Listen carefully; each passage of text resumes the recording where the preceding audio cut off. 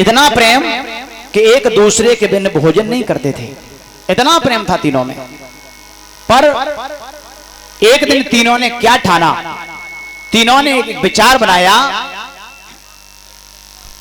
कि हम दुनिया वालों के मुख से ये सुनते हैं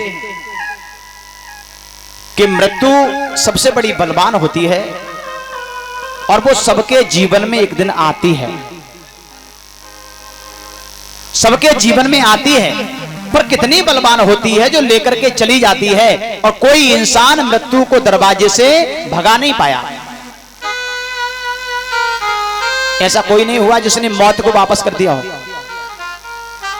आती है तो वो लेके ही जाती है, उसका तो ऐसा रिश्ता है कि विदा करा के ले जाए।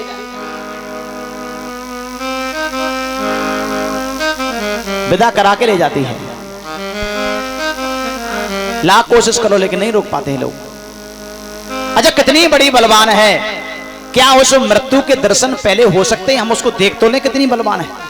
तीनों ने ये विचार बनाया, अजीब लोग थे तीनों। अच्छा, मृत्यु के दर्शन कैसे हो? तो हमें किसी महात्मा की शरण में जाना पड़े, महात्मा लोग ही दर्शन कराएंगे।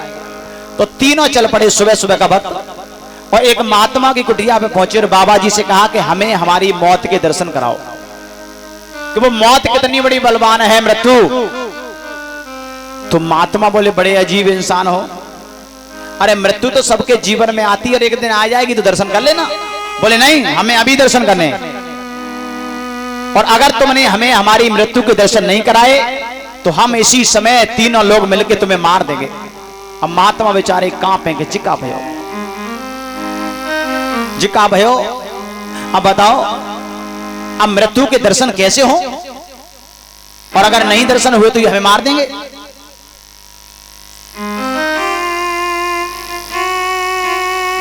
हमारे आदरणीय चाचा जी डीसी और दिनेश चंद्र जी 1 से 1 रुपया भेंट कर रहे हैं। असीम कृपा बरसती रहे, भगवान की खुशहाल जीवन और मंगलकारी बना रहे।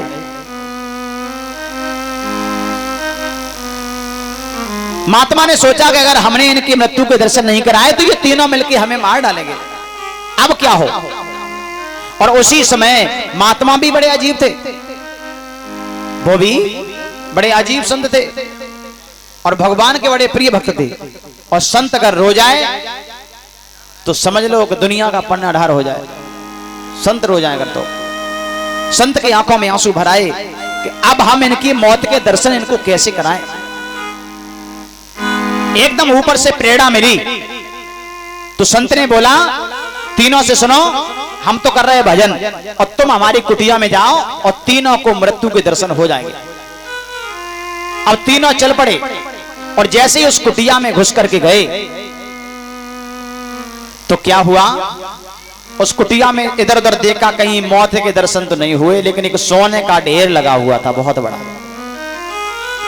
सोने का ढेर। अब तीनों ने विचार बनाया, अब मौत के दर्शन तो बाद में हो जाएंगे, लेकिन पहले सोने का ढेर अपने कब्जा में करो। और इसी के साथ हमारे आदरणीय बड़े भैया हरवीर भैया जी हैं और 1 से 1 रुपया भैया जी ने आशीर्वाद प्रदान किया है। 1 से 1 रुपए से आशीर्वाद भगवान का बना रहे। सोने का फिर देखते हैं मृत्यु के दर्शन कहां होंगे। तो एक बोला कि महात्मा का सोने का ढेर है, हमारा तुम्हारा इसमें क्या है। दूसरा बोला, महात्मा करेगा भी क्या, ये अकेला महात्मा, हम तुम तीन, अगर ज्यादा कुछ करेगा तो तीनों लोग मिलकर इसको मार देंगे महात्मा को। सोने का ढेर अगर हम तीनों को मिल गया तो हम तीनों के बराबर इस प्रदेश में कोई नहीं होगा पैसे वाला। और तीनों ने विचार बना लिया कि वास्तव में सोने का ढेर अगर मिल जाए तो वास्तव में कोई नहीं होगा हमारे बराबर। अब उसी समय तीनों ने कहा, देखो सोने का ढेर तो मिल ही जाए, पर सुबह से हम लोग निकले हुए हैं, किसी प्रकार भोजन मिल जाए, भूख लग रही बहुत तेज। तो भोजन कैसे मिले। एक ने कहा, एक काम करो, तुम तो करो रखवाली और हम जा रहे हैं भोजन लेके, अभी आ रहे हैं, सामने वाले गांव से भोजन लाएंगे मांग के, भोजन कर लेना तब चलेंगे यहां से। अब वो चल पड़ा भोजन लेने के लिए। अब वहां रह गए 2, तो एक ने कहा, भैया तुम रखवाली करो, हम पानी ले आएंगे अभी। अब उसमें से दूसरा चल दिया पानी लेने के लिए, अब अकेला रह गया एक रखवाली करने वाला। अब वो तीनों ने विचार बना लिए। कैसे विचार बनाए कि जो रखवाली कर रहा है वो सोच रहा है कि पूरा सोने का ढेर अगर मुझे मिल जाता तो हमारे बराबर कोई दुनिया में होता ही नहीं पैसे।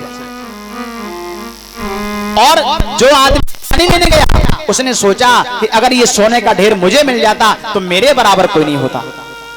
और जो भोजन लेने गया उसने सोचा कि ये सोने का ढेर अकेले मुझे मिल जाता तो मेरे बराबर कोई नहीं होता। तीनों ने विचार बना लिया कि मुझे मिल जाता। अब मिले कैसे? तो जो खाना लेने गया उसने सोचा कि हम भोजन में जहर मिला के लाएंगे, और जो पानी लेने गया है वो भोजन पाएगा वो भी मर जाए, जो रखवाली कर रहा है वो भी मर जाए, पूरा सोने का ढेर मेरे लिए हो जाए। और जो पानी लेने गया वही विचार उसने बनाया कि हम पानी में जहर मिला के लाएंगे। और जो रखवाली कर रहा है उसने तलवार में धार लगा ली, तैयार कर ली, कहा कि पानी लेके आएगा हम उसको पहले मार देंगे, भोजन लेके आएगा हम उसको मार देंगे, पूरा सोने का ढेर मेरे लिए हो जाएगा। भैया विचार तीनों के बदल गए अपने अपने के लिए। अब तो यही नहीं, जैसे ही पानी लेके आया और वो घर में घुसा, यानी इस कुटिया में घुसा, तो तलवार से एकदम गर्दन उड़ा दी।